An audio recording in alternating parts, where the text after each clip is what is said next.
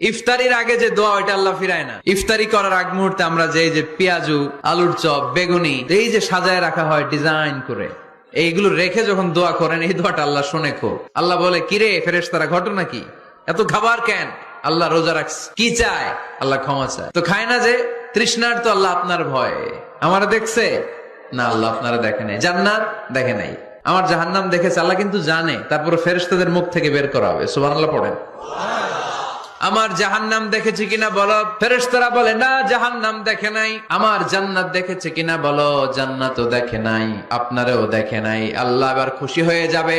আমার খুশির জন্য আমার ভয়ে তৃষ্ণার্ত ক্ষুধার্ত সামনে খাবার হাত বাড়ালেই খেতে পারে, আমার ভয়ে খায় না।